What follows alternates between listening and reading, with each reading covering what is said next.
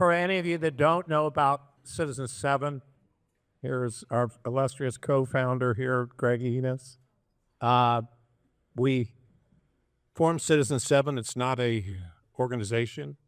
It is a movement, and it is committed to improving the city, deepening friendships from across racial lines, across ages, across zip codes, and helping people deepen their faith, but have an appreciation for leadership.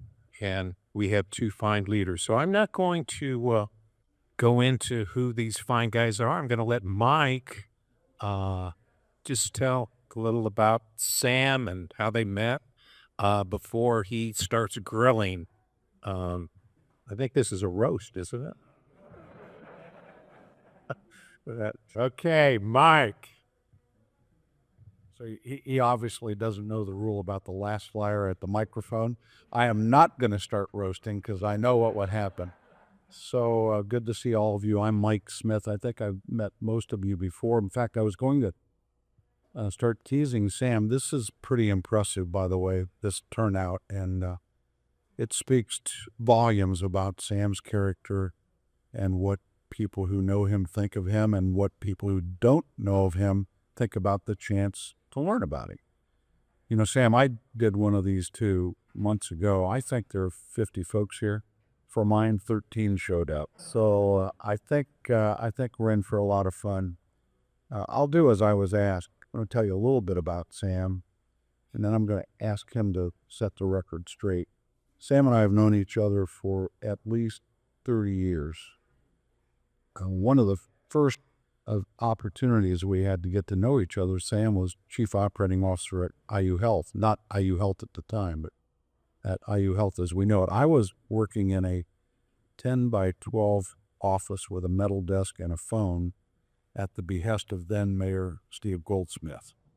Now, mind you, I had had my own trauma. I moved from a 2,400 square foot office with a fireplace and an attendant, and Goldsmith said, "Could you come down and help me?" And I said, "Sure." He said, "We can't pay you very much." I said, "That's okay." He said, "You won't have much of an office." And the phone rings, and it's Sam. I think he was laughing on the other end of the line because at that time I had come from the transportation industry, and I had agreed to help the city with mobility issues. Sam was thinking about mobility as moving clinical professionals from the med school to the hospital campus. My solution in those days was to buy a used van. Sam's solution was to build a damn monorail. I said, "Sam, you could hire a limousine to take those guys back and forth one at a time, cheaper than you could put that monorail up." He didn't like that humor. But since then, we've had times to laugh together, times to pray together, times to cry together. And it's been a wonderful friendship, a valuable asset in my life. And most recently, the last 10 years, we've really become closer through a shared opportunity to work on a project called Faith in Action. And our project leader is sitting right back here.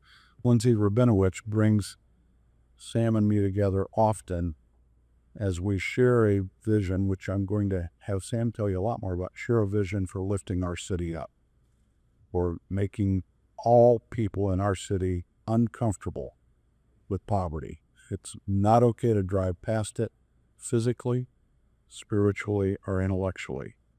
And he is my partner in that pursuit. Lindsay is our boss. She bosses us around, but it's allowed us to share a good deal more. Now, what I hope Sam will do is tell you about his youth, his family, his journey toward adulthood, and then take it right on into how in the world did such a nice guy end up in healthcare. Remember, I was paying him. I was the CFO at Anthem. He didn't get a dime unless I wrote him a check periodically. So he'll tell you how he got that dirty job. Oh, thanks, Mike. I'm glad your memory's far better than mine. But thanks for being here and thanks for sharing a little time with us. Mike and I think we resonate around the issue of faith in action because for me, the number one issue in our community is poverty. It's the number of households and the number of children growing up in poverty. That's what creates the morning headline. That's what creates low educational achievement. That's what creates low health status. All the things that we say we don't like about the quality of life in our community, that's where it comes from. It comes from the number of children and the number of families we allow to exist in our community in poverty.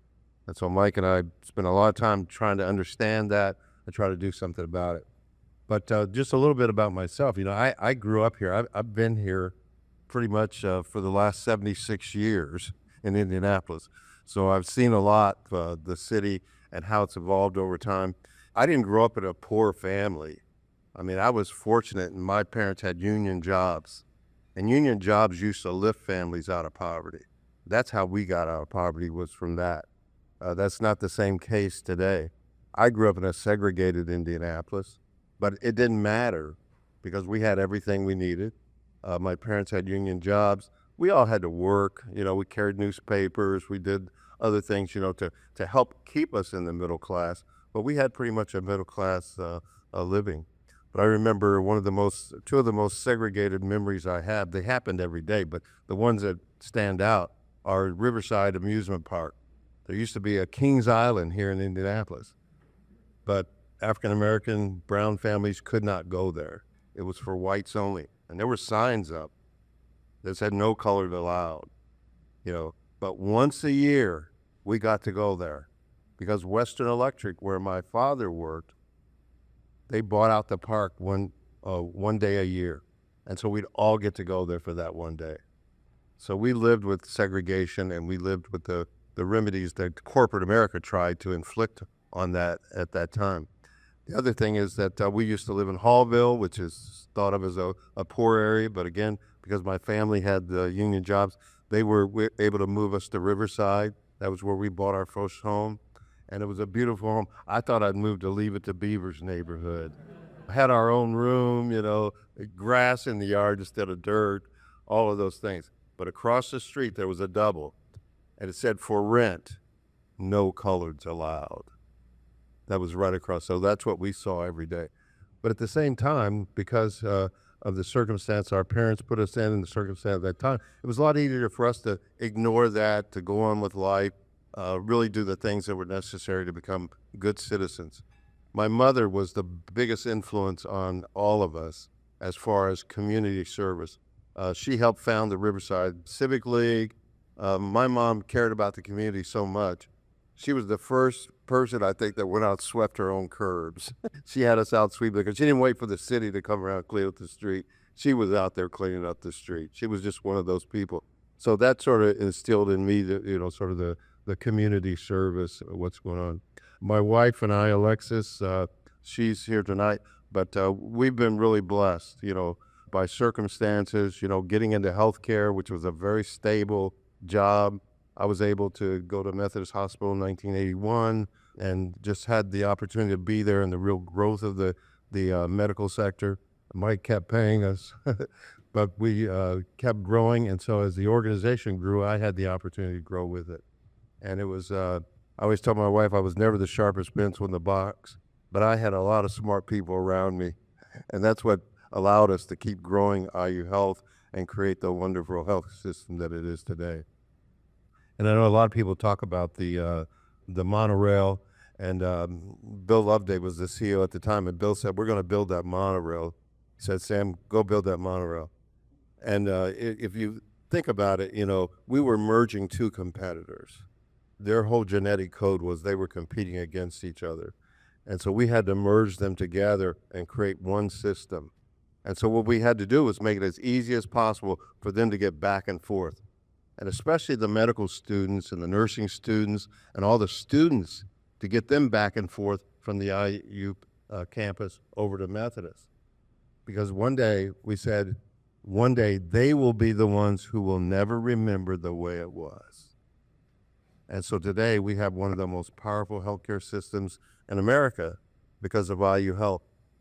And if we had stayed separated, we could have been an also-ran, but we would not have been the powerful health system that IU Health is today. So I still count it as a success and something that it lived out its 20 years, and it's been mothballed now, and probably appropriately so, since they've combined the hospitals, and they're all going to be there south of 16th Street, and so they don't have a need for the monorail after that. So that $4.5 billion construction project will hopefully open up in 2028 and be something we can all be proud of. So we're going to ignore Donnie Palmer's idea of how the evening should flow, because Sam's just tripped a couple of switches that I think are timely for us to jump into. We had a chance to chat a little bit last night about this conversation, and Sam said, if we get into talking about our work together in poverty, please give me a chance to share with the group my vision, my view of the 7 essential assets and values that are required for one to attain self-reliance and escape poverty. Do you mind talking through that a little bit? And while you're at it, finish your chatting about healthcare. I worked for a payer. There are a number of very large payers in the country right now. No one ever imagined that they would grow to the size or the value that they have. But some would argue, and I confess my sins, by the way, to our Lord every day, and I confess that I struggle rethinking the value proposition of a payer. And I wonder, there aren't many as old in this room as you and I are. How many are Medicare age in here? Somebody put your hand up, even if you're not.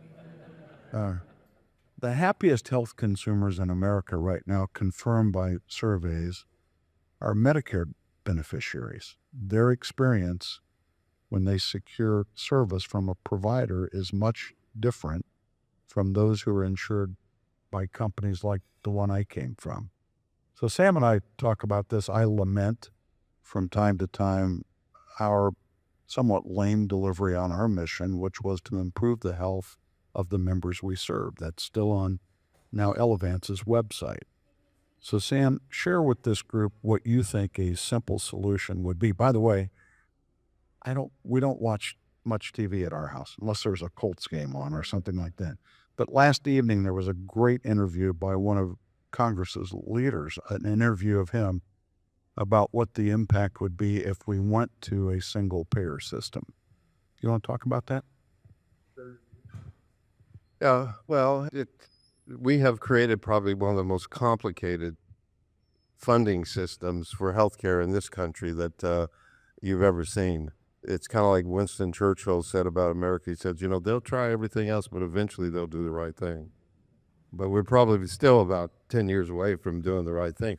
But basically, because we don't insure everyone, what happens is those of us who are insured subsidize the ones who are not insured. Because if you kind of walk around, we don't have people dying from heart attacks on the curb.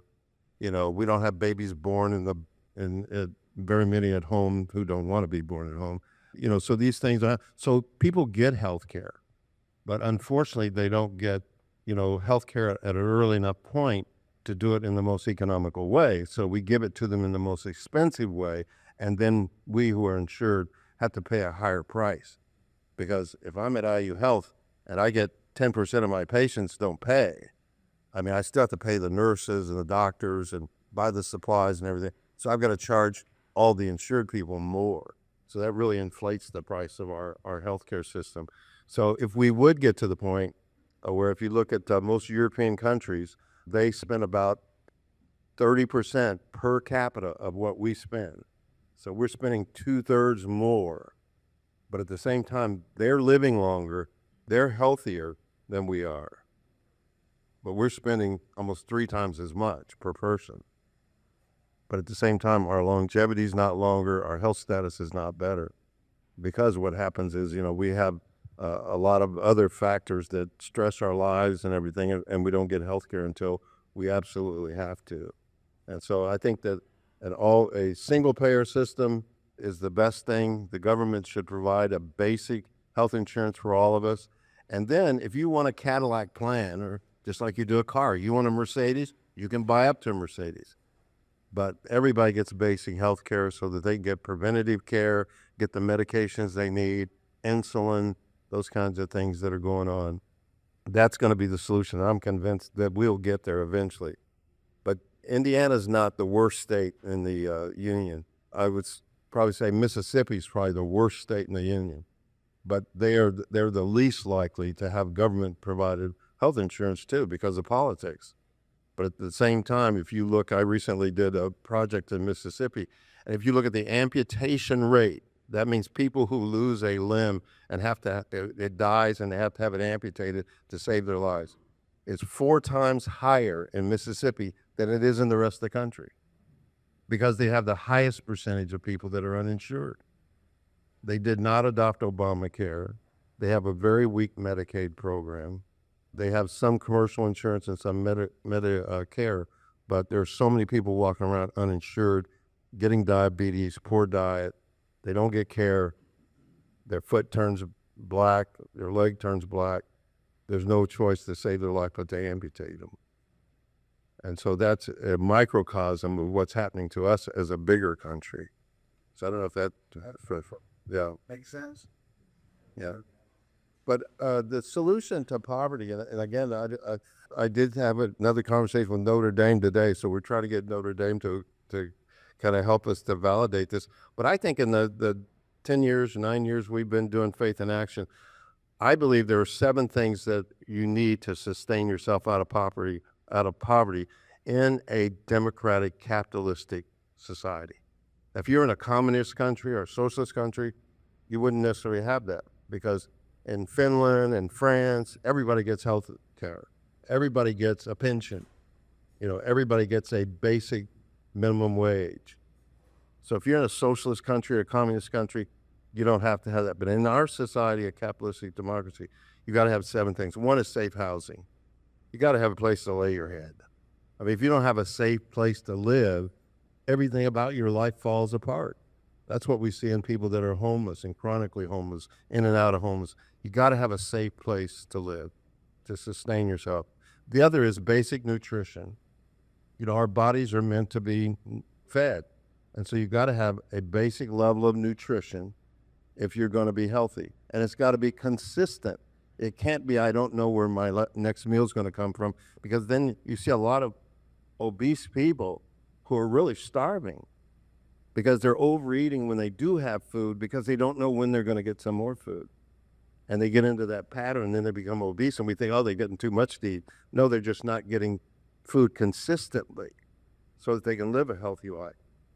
And then there is a minimum level of financial resources that you have to participate in a capitalistic democracy. I mean, you have to have internet access today. You have to have transportation to participate in the economy. You don't have the internet, you can't apply for a job now. If you can't have transportation, you can't get to the job. So you lose the job because you don't have transportation. So you got to have a minimum level of financial resources to clothe yourself, be able to represent yourself and present yourself for the employer. So you got to have that. The other thing is you got to have a basic health care. Basic health care, just like we talked about, but it's not so much is that we don't let people die on the street, but we don't make sure people get all the preventative care they need. We don't make sure that all the diabetics get the insulin they need, or all the people get the nutrients that they need if they're suffering from migraine headaches or other abnormalities that keep them from participating. So we got to make sure that you get your basic health care as well as your catastrophic health care. Right now, you can show up at the emergency room, you get taken care of. There's a law that says they got to take care of you, whether you can pay or not. But they don't have to give you drugs and they don't have to give you the medications you need. And that's what you need to sustain yourself and be regular at work, do the things that are necessary. And then Rouse Chetty was here the other day, and one that is a real secret ingredient is social capital. You got to have social capital. That means you've got to have people in your life that help you when bad things happen. All of us have situations where something bad happens in our life, and we either have a brother, a sister, a friend, somebody that we can talk to, and they talk us through it or they help us get over that hurdle. If you fall off the horse, they help you get back on the horse so that you can get back. That's social capital. But so many people trapped in poverty, they don't have any social capital. When they go into a problem, we aggregate them in geographic areas and subsidized housing altogether. So when something goes bad, who do they talk to? They talk to somebody else, and they're just as bad off as they are. So they can't help each other. But Ross Chetty said, if you could take people in poverty and help them develop relationships in more well-off neighborhoods, so they had relationships and conversations with people that were well-off, they developed social capital. And when they develop social capital, that gives them the strength, to deal with the things that happen in life that we all have. Probably the fifth thing is civic awareness. We all have to have a civic awareness that it's not just about us. We're part of a bigger microcosm, and our behavior matters, and we should behave in a way that helps us fit into the citizenship that we have responsibility for. That's why we don't steal each other's stuff. That's why we don't do illegal things. Maybe we speed a little bit, but we don't do big illegal things because we have civic capital, we have civic awareness. We know that we're part of a bigger thing and we want to make the bigger thing work out. But if you're entrapped in multi-generational poverty, there's no civic awareness. You don't believe it's ever going to get better. You don't believe the rules apply to you. So you start behaving in ways that are risky, cause problems, feed the criminal justice system, get into all other kind of risk behaviors. So when people lose their civic awareness, it makes it very difficult for them to get out of poverty. And then we need education for life. We have to be in a situation of lifelong education. Many of us get it because our parents have the resources and get us started in a good way. We get into the school and they make sure that we do well in school. Then we get education after high school as well. And then even when we get out and get our job, I used to tell people all the time, if I used the knowledge I got in college to get along in life today, I'd be a failure. You've got to have lifelong learning. It starts with preschool, then you got to have good quality K-12 education, then some education afterwards, and then you have to be in a situation where you're getting additional education so you don't become obsolete. And that's what happens to a lot of people. They get trapped into poverty because their skills are obsolete. And we don't need those skills anymore. So those are sort of the 7 things. And you know what? When you stop and think about it, you can think about, we do all of those. We spend millions of dollars doing all those. But we don't do them with fidelity. We've got a bunch of not-for-profits out there trying to do good things. But what happens is that the people in poverty get 3 or 4 of them. So all we're doing is keeping them comfortable in poverty. We don't make sure that they get all 7 of them because you have to have all 7 to thrive in a capitalist democratic culture. And if you stop and think about your own life, you've got those 7. You wouldn't be in this room if you didn't have those 7. Some of us get them by the grace of God. I got them because of my parents and because of mentors and other people that looked out for me, opened doors for me. But there are a lot of people in our community that do not get those 7 things with fidelity. If you look 40 years ago, and then you compare the number of children growing up in poverty in Marion County from 40 years ago to today, there are more children growing up in poverty today in Marion County. And that's where you get the morning headline. That's where you get all these quality metrics that we don't like because we allow children to stay in poverty for too long without getting those 7 things. Just a little profound, just a little bit. Sam, we've not talked about another chapter of your career that I think this group would enjoy. You, after retirement, became involved with the Bose public policy team, and you're working very actively in that space. So I have a couple of questions. These are not to bait you at all, but they're to try to bring out some more conversation about education and about our faith. We have been taught to take care of the least among us. That is our calling. And yet when we look at some of our public policies, we should see an equal sign with a hash mark through it. Just this past week again, I read and watched public leaders decry the housing first model. You and I spend a lot of time in that space. I'd like for you to lean in a little bit on public policy and maybe on an anonymous basis, the work you've been engaged with and the extent to which it gives you a little ping once in a while on the side when you say, this is going down a path that actually contradicts my faith, contradicts some of my values. I'm walking against a conflict. And if you don't have one of mine, I'll give you one in a minute, but I'll let you go first. Yeah, I think that some days I'm a Republican, some days I'm a Democrat. My wife will tell you she's even accused me of being a Trumper on certain days. But I do try to go down the middle of the road because I do believe that government gets into things that they shouldn't be getting into. That the government's too big. We shouldn't be trying to do all the things that we're trying to do. But at the same time, recently there was a Trump, administration. They pulled back on what's called Gear Up, which some of you may know about. But it's a program that's supposed to help. I think it was in Indiana. It was like 6,000 low-income children. Basically give them counseling and tutoring and everything to help them raise their academic achievement so they'd be ready for post high school and hopefully gear them onto a more successful life, building up that lifelong education and the other things that people in poverty, need. And so they basically cut the program off. I think Purdue was operating it. They were going to work with the public schools. It's going to be $39 million, to run that program this next year. And they said, no, we're cutting that out. Government shouldn't be doing that. And I said, well, okay, maybe the philanthropic community, maybe the local business community, maybe others are better equipped to do that. But then at the same time, on the other side, business people coming to the federal government who already, they're not in poverty, they're already participating in the capitalistic democracy, but then they come in and they say, oh, well, we have to have tax credits.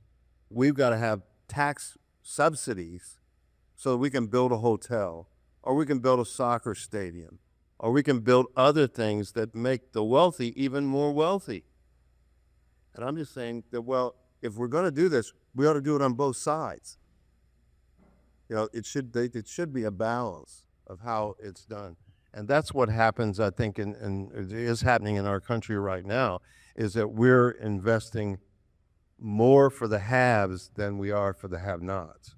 And that's why it's so difficult to get the housing first strategy going and some of the other things, because we're just not willing to do that big investment. And our friends at Kite, they're friends of mine, but I can't remember. I think it was $70 million to help subsidize building a hotel. The housing first strategy was only 50, but somehow that one won and the housing first is losing. You need to be fair to my friend John Bear Kite. They did not end up doing the hotel. Somebody else did, I think. Yeah. So I share a Lexus view. I'm never sure if you're Trump or somebody else, but we'll work past that. Donnie, we've spent, I think we're ready.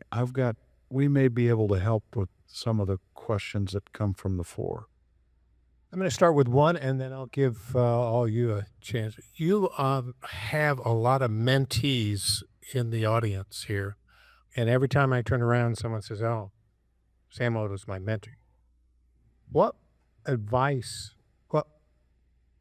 would you give to someone who is looking for a mentor, or if you are a mentor, what approach do you take? What questions do you ask?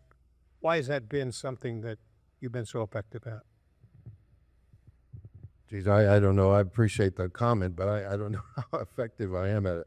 I think my wife is my best mentor. And sometimes when people say, well, what would you tell your 25-year-old self or something like that? I've had people ask that. I would say, well, God meant for us to partner up and not walk this life alone. Be really careful about the partner you pick, because that's going to be a big determinant. Life's going to happen, and it's going to be up and it's going to be down. But boy, the partner you pick and the one that you have to go through those things with is going to be a real important decision that you make. So make it really carefully. The thing that I think, is that looking for a mentor, I think you have to be a good mentee too. So you got to think about what is it that you want to achieve in your career? What are your goals? What do you want to do? And being really thoughtful and clear about that, because then that will help. A lot of times I'll tell people, they'll talk to me and I'll say, well, I don't think I'm the best mentor for you, but I know somebody who is. And so if you can be real clear about what your goals are, what you want to do, the conversation you have might not be with the person who ends up being your mentor, but they'll help you find that right person. And we all need advisors and people to help us. At 76 years old, I still think of Mike as a mentor. I think of my other friends as mentors. You're going to need them throughout life because the things are changing so fast. Hey, questions, Mike? You two have a unique friendship, and it'd be great and helpful for us to learn about the genesis of that friendship and how you nurtured it, because you've been able to impact the community, I think, so much through that relationship. I think it's easy to understand, and hopefully easy to appreciate. Friendships are based upon trust. They're based upon shared and commonly appreciated values. They're based upon experiences that can be shared in ways that might teach other. I'm going to tell you a story that if one of my friends were here, he would say, "Oh, please don't say that out loud." But Dick Craigie and Sam and I and a friend of Sam's, Victor Pasley, who's the president of a historically black college in Lincoln, Missouri. The four of us took a trip about 10 days ago. Sam's idea, by the way. We played a golf resort near Battle Creek, Michigan, between Battle Creek and Kalamazoo. Delightful time. My friend Dick is special. He has a big heart and a big mind, but he has not had some of the experiences that he was about to have. Two black men who were much better golfer, by the way, than the two white guys. They kicked our butt for 3 days, but it was the most inspiring, open, love fest conversation about our races, about what's in our core. It was poignant at times. I'll tell you a story. Prejudice has not left our country. After golf on the third day, we went for dinner at a restaurant near the resort. Sam and Vic were the only people of color in the place. It was obvious to everyone. And during the course of the evening, we heard sirens, convergence of emergency vehicles and law enforcement. A man had been killed just outside our dining room window, tried to cross the highway and got hit by a car. And as we left, one of the young servers said, "You guys be careful going home."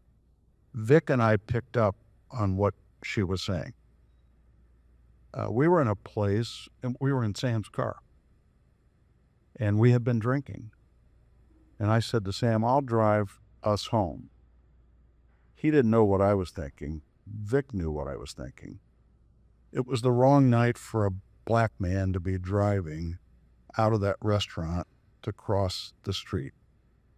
The fact is, neither one of us had to say a word to each other. We knew instantly this was about love and caring for each other. So these are the things done. This is one of several experiences. The other is much happier. Our friendship was defined over a course of social engagements when Alexis and Sam's beautiful daughter, Montgomery, were in our home, and the love could be felt around the dining room table. Gummy thinks I was competing to be her stepfather, I think. So I talked to that girl 7/24 if she wants to talk. But those shared experiences define a natural and important friendship. Yeah, I think that the one that maybe leaving that subject a little bit, but the one thing I'd leave you with, because I think it's really important, and I usually say this when I am talking to a majority white audience, but for black people in America, if you want to be successful, you have to have white allies. That's the reality of this country. And I've been blessed to find allies like Mike and others, but that's something that you have to be conscious of. But for white people to be successful, having black friends is a choice. You can have none, and you could do just as well in America as far as professional success. But I will tell you something, if you have black and brown friends, your life's going to be a lot more interesting. You're going to have a lot more fun.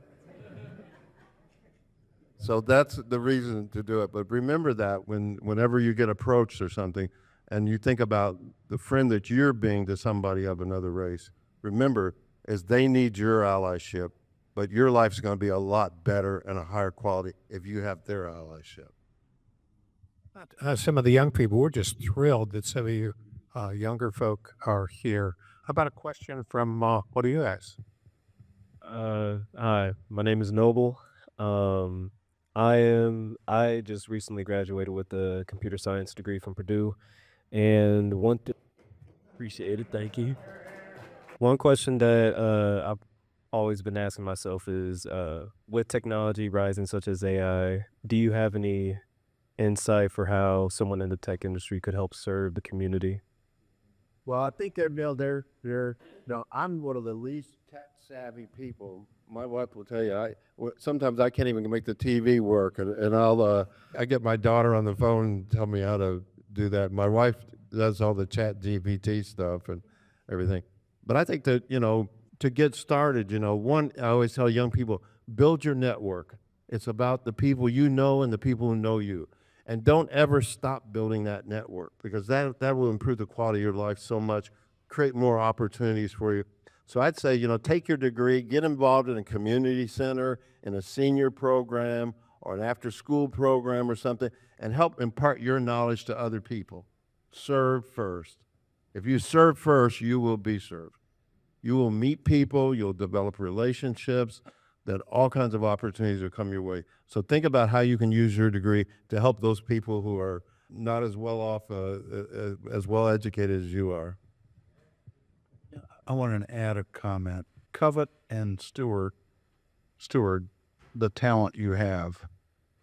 Part of our challenge, all of us, is holding discipline to make informed decisions. We've got a country that's wanting to reach conclusions and make important decisions, maybe with half the information they need. So my encouragement to you is understand the value you can bring as you accumulate and manage data into an actionable set of observations and recommendations. Most of us in this room do not have the skill to gather data from diverse sources and bring them to bear in decision making. I think we would all be better served, frankly, to throw away these phones and look to young leaders like you who can bring to bear useful, accurate data from which we can all make form judgments and make decisions. So hold on to that as a very special skill. Young man. We got to elevate ND, young man. Who is this? Vatican Radio Bills, 80s, Luke's. Eddie Brown's a thought. Thank you, guys. My name is Jackson Barker, and I go to Arsenal Tech High School, and I'm a junior. And the question that I have for you guys is, with all the distractions that there can be in life, how do you guys stay locked in on your faith and what you guys believe in, even if everyone around you doesn't? And I know that surrounding yourself with good people is the start of that, but even when you have that, there's still some leeway for negativity to slip in. So how you guys stand firm on what you guys believe in? Strong question. Let's give this to Sam first. Mike does tend to talk a little. I guess Sam does too. The thing about it is we're definitely not above flaws. I mean, so we're not sitting there because we're above flaws. You want to know about mine, you just ask my wife, Alexa. She'll tell you in a minute. But I remember something recently. I saw Jeff's podcast, I think, or one of your sermons, where he talked about, okay, you spend all your time on CNN and CBS and watching all these news to figure out what's going on in the world, looking at your phone and everything. He said, we need to spend more time in the good book. We need to spend time, really reading our Bible, whatever source of meditation you use or whatever, but make sure you're spending enough time with that, so that you're not just distracted completely by the world. You do have to pay attention to what's going on around you, but make sure you're taking care of your spirit by staying at whatever faith organization you belong to, whatever faith you have, or whatever you use. Spend time with that every day, because if you don't, you do get sort of wore down and distracted, and negative thoughts start coming in, and negative thoughts start dominating your life and criticizing everybody you think is wrong and spending all your energy on that versus spending time with God and reflecting on how you're going to change yourself to be more receptive of God's blessings, because we all have them. I think that's perfectly said. Tim, you've had your hand up for a few minutes. Do you have a question? Sure. I'll Sam, you started by talking about plates in Riverside, and I'm curious if you have visions to the future of Riverside or specific interventions that you long to see in your old company. Yeah. I hopefully, we will see a resurgence of affordable housing and people moving back into Marion County. If you look at 30 years ago, I think the Marion County population was probably 800,000. But now, if you look at 6 o'clock in the evening, it's probably less than 300,000. Whenever I see people, I always say, hey, move back, become an urban pioneer, come back, make an investment in home and place. And I think there's good opportunities to live in neighborhoods like Riverside, as well as, other places. Downtown's great, but our neighborhoods, I think are ready for a rebirth. And if you remember, I mean, it has happened, because if you remember the area that's 21st and New Jersey, everything from 21st Street downtown, east of Meridian Street, used to be called Dodge City 30 years ago. Yeah. And now, it's about a rebirth and people coming back and moving back in there. When I drive up Delaware and College, the Heron Morton area, all those, well, that same rebirth, I think, can happen in Riverside and some of our other neighborhoods. And hopefully we'll see young people with a high price of housing. They'll see that, hey, this would be a good investment to come back here, buy this home and fix it up and become part of a neighborhood. Al? I don't know about you, Mike. Okay. I need more. I'm very glad to coach. Just so you know, Al London just is the president of a new bank, Generations Bank, for the unbanked. Great story and a great leader. Oh, thanks for that plug. We live in a time where it's a lot of uncertainty. And last week I did a lot of traveling, and I've learned over life to just sit back and observe.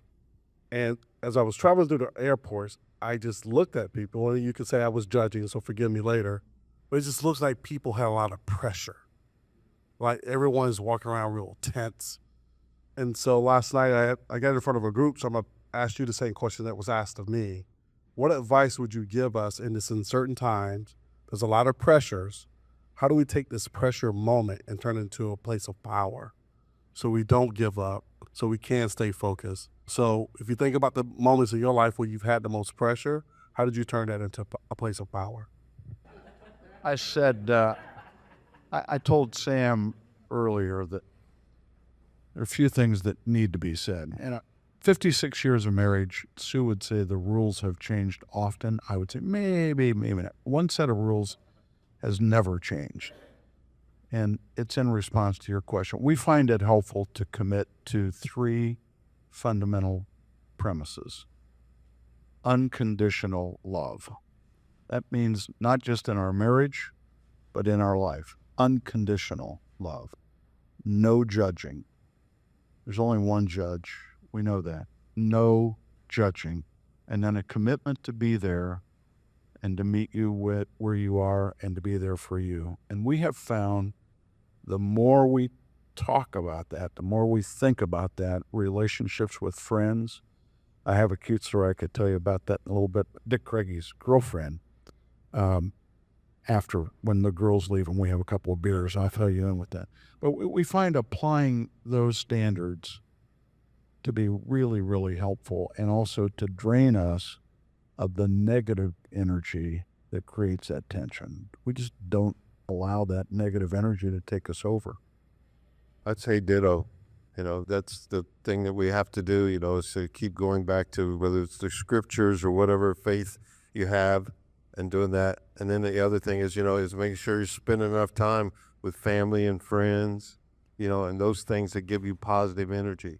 Because we can get busy in our careers and our work and driving that, and then hearing all the negative, whether it's politics or whatever, and we lose sight of the positive things that are happening in life. And I think there are a lot of them.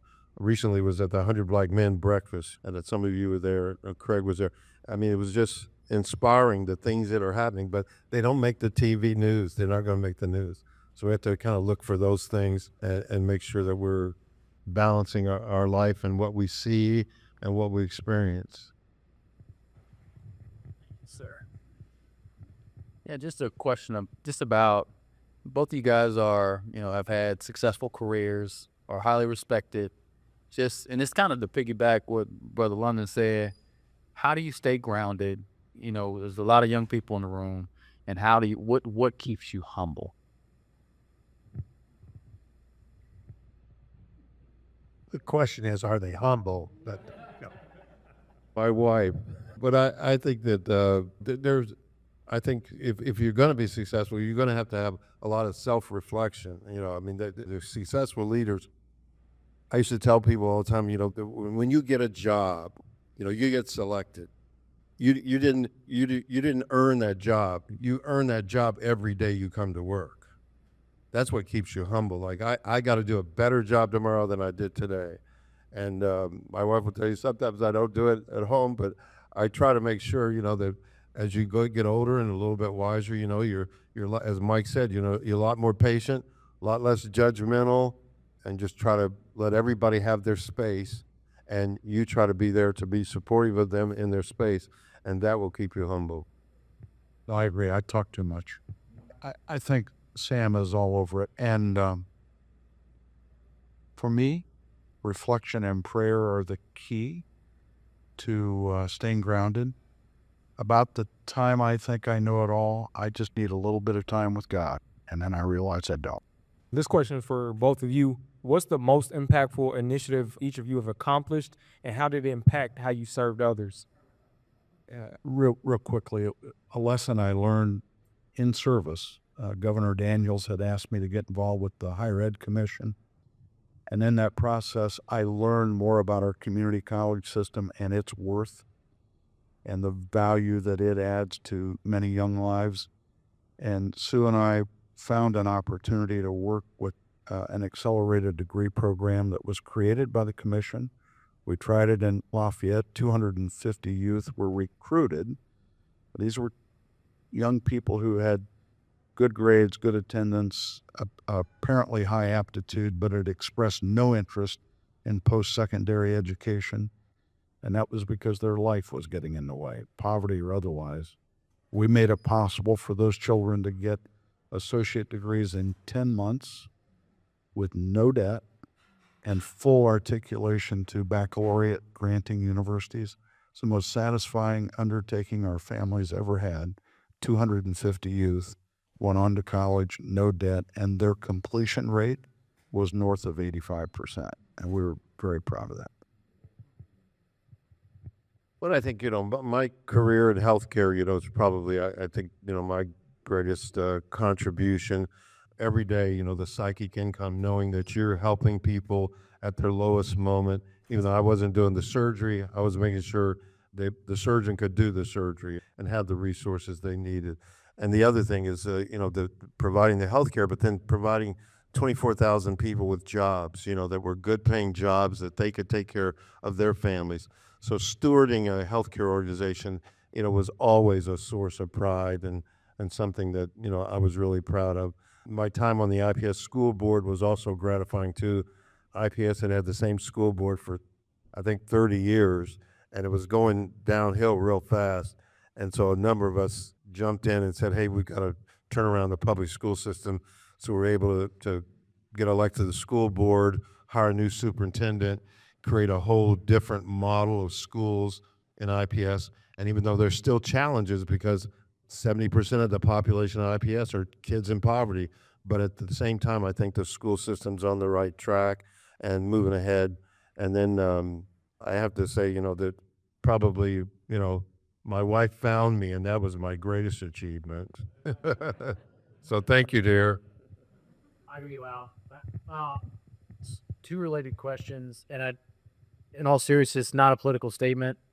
I think we have a crisis of civic leadership, and I would love to hear what you think should be done about that. And I'm not kidding about this. I am genuinely curious. Sam, why would you not run for mayor? Yeah. But I really think it needs somebody younger. I'm 76 years old now. I don't think you need a 76-year-old mayor any more than you need an 80-year-old president. But I do believe that the crisis of civic, you know, crisis is we've got to get younger people involved and get them back in the system. There are too many 25 to 30-year-olds who just have checked out. They just don't believe the political system contributes anything positive to their lives. So they don't vote, and what we end up with is we end up with the government we deserve, which is a very polarized kind of government that really doesn't give us the best results that we need. And then a lot of times what happens is we get people who are not the best qualified, but we get the people who are the ones who are willing to get out there and do it. So I think the crisis is getting all of us to get back to the polls, get involved, elect people who are bipartisan, who want to build the kind of community you want to have, and really talk to those candidates and find out who wants to really build a community I want to live in versus somebody who declares themselves to be right or left, and then really get involved. But I think my day for running for office is over. Well, there is such a thing as a draft. I think a genuine, open, honest convening of our young folks is essential. The faces I'm seeing in this room, a simple teaser is, where would you look to see in writing what identifies our aspiration for Indianapolis? Who could tell me where they would find it in writing or have heard it recently that we have a consensus view about Indianapolis? I find that just frightening. Bill Hudnut and Dick Lugar and Steve Goldsmith and Bart Peterson made rather clear to our community what their priorities were and what they thought the image of the city could and should be. That's not to take anything away from Greg Ballard or the people who worked with him, but I would just say to you, it's been 2 decades since you could say to a stranger, what does my city really stand for? What does it hope to be? What are the 2 sentences that you would tell a stranger on an airplane? Here's what Indianapolis is all about. We simply do not have a theme or a shared vision for the city.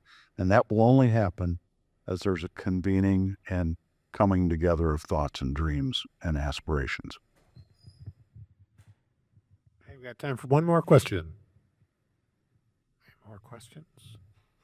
So I think my question is, I see you, Sam, I see you, Mike, Don, Greg, Steve. You guys had an intentionality to build the city that you want, right? And I think that younger folks are finding it difficult to collate together and have the same thing you guys had 30 years ago or 40 years ago. You know, what is the encouragement that you guys have to be able to say to younger folks, this is how you do it in terms of coming together to kind of have a vision for what the city should be?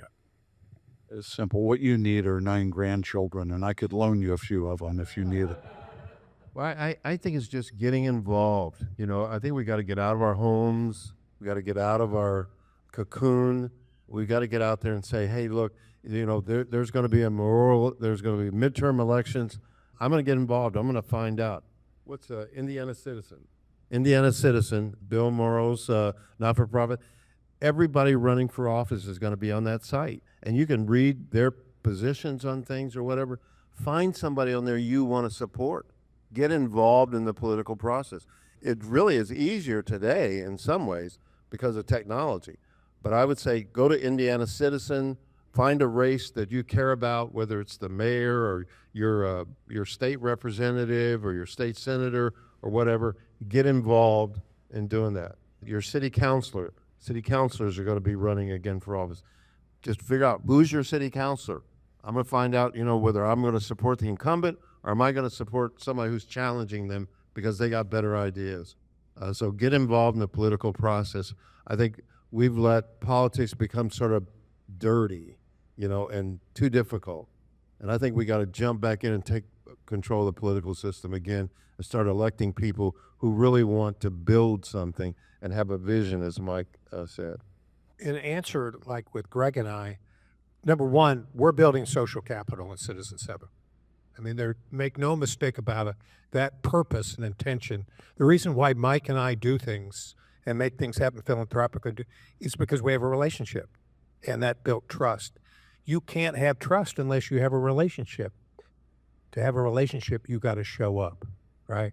Al and I never knew each other before. We hung out at Lake Lemon for X number of hours. In other words, it takes some commitment. Greg Kinchin came from 100 Black Men, came to Fishers to Spoke Note. All of a sudden, he bridged to Bill. He stepped on the other side and said, I'm taking the first step. And I think in many instances, we have to take that first step. All right, where's A.T. Simpson? Is he still here? A.T. and I just had coffee yesterday. We were talking about how we changed the city. His passion, he's on the KIP board, but is to have impact through exposure. How do you do this? We're gonna have a brainstorming session and a whiteboard. We're gonna try to do some things, and I have no idea whether they'll work. Same kind of thing. We had a group of great guys under 35. 24 sharp men showed up, and we said, the question is, if we're sitting here 3 years from now, what has to have happened in this city and with this fellowship for you to be happy about its progress? And I'm telling you, the energy around that room. And then I said, okay, and those things, then prioritize them. And they were like fighting like cats and dogs, right? I said, right here, guys, this is the process. You have to wrestle with what are we going to do, what needs to be done, what's most important, and what can we get behind and tackle. We may not be able to do a lot, but we can do a little. And we're going to give these guys a budget, make them raise a little bit of money, and say, you know what, here's the money. You go do it and let us know. We'll be your coach, and we're going to coach you on a monthly basis. But because in many instances, our generation has not gotten out of the way. We need to hand the baton and say, and I'm here. If you happen to drop it, I'll be glad to talk to you about where I've dropped it and maybe something you might do. But I think in some instances, we have to commit to, if we never set the goal of having a better city, if we never set the goal of building social capital, not for the people in this room, how about for the urban youth? And what's some practical ways to do that? And let's do some things. They don't need to probably know the 76 and 71-year-olds, but they might need to know the 30 and 35-year-olds that are working in places, and all of a sudden they become built into their lives. So you got me going on that, but I think that we're going to, a buddy of mine, he was trying to build 100,000 churches in northern India. He's helped build 38,000. And he says in a movement, you go after something really big, and you normally have youth because they have the energy. And he said he hopes on his tombstone that it says, whether he's going to get to 100,000 or not, at least he tried. And that's my hope for Citizen 7. Hey, no idea whether our experiment will work well, but at least they tried. Thank you all. Let's give these guys a big round of applause. Thank you all for being here. Let's give Lori Heath a big round of applause, our administrator who made all this happen. And thank you all very much. We have Mitch Daniels coming for Citizen 7. You're all welcome. November 4th on a meetup. So come and see Mitch.